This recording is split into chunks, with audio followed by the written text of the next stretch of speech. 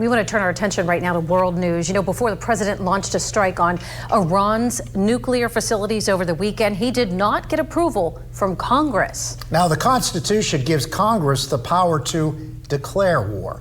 Our Washington, D.C. correspondent Rachel Knapp joins us live. Good evening, Rachel. Good evening, Mike and Eva. So the president's cabinet and the vice president are defending him, saying that he was well within his authority to be able to strike Iran's nuclear facilities to prevent the proliferation of weapons of mass destruction. However, some members of Congress are saying that he should have gone to them first, trying to get their consent before he issued that attack. They're worried that this would just further drag the U.S. into another war. Now, we spoke with an expert about the issue surrounding war powers.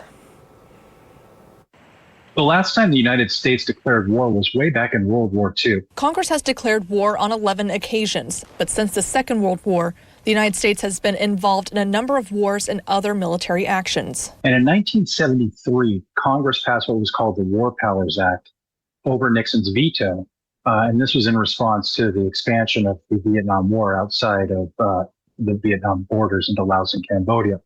And this said that the president can use these powers in a national emergency if there is an attack on U.S. interests, and he has 60 days to do it, plus an extra 30 if he thinks that it is necessary in order to have a orderly withdrawal.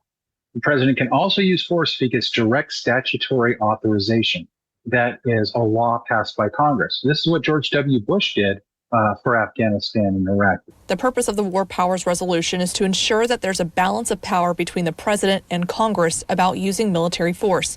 The act aims to prevent the president from essentially committing the U.S. into a long military conflict without Congress's approval.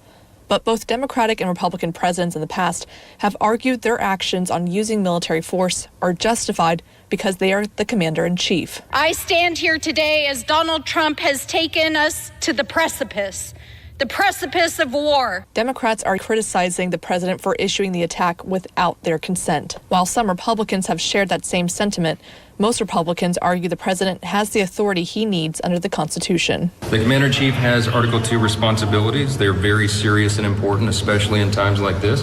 I think he used that authority judiciously.